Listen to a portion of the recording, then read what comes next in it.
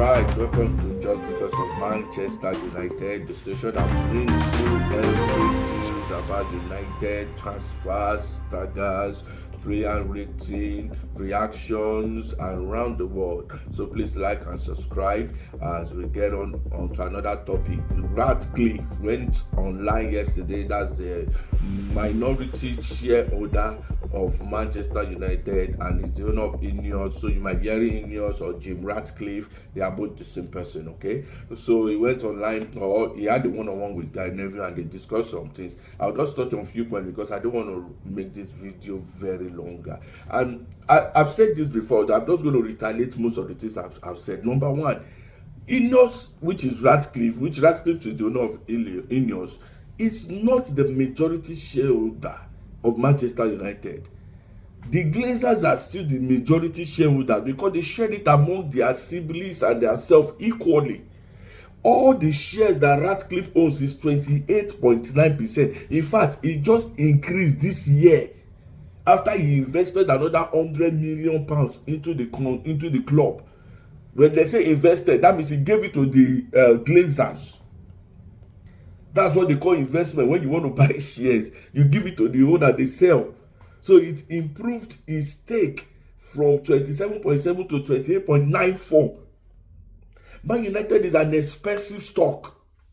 So Ratcliffe has spent over £1 billion to get into the minority shareholder of Manchester United. Yet all the blames comes to his table.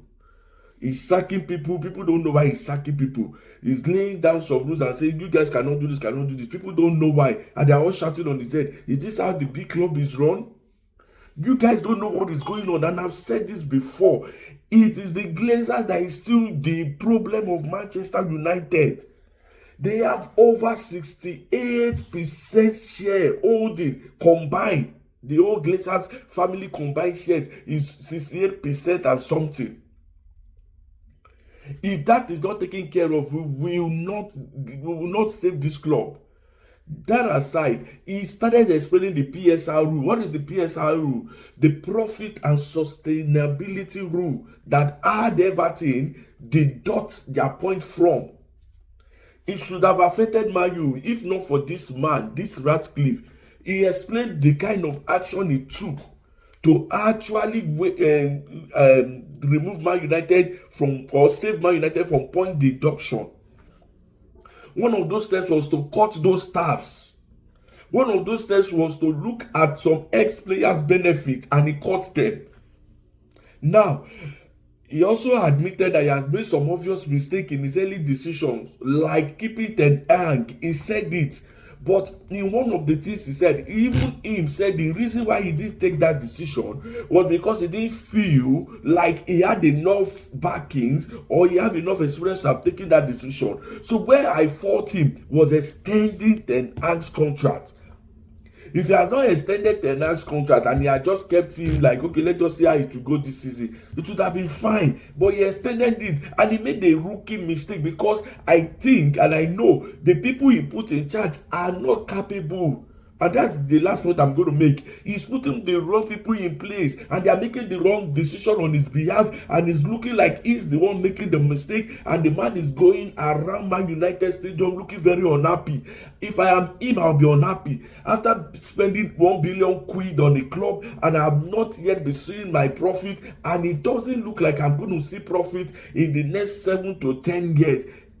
He explained that Manchester United have been on a losing path for the past 5 to 7 years.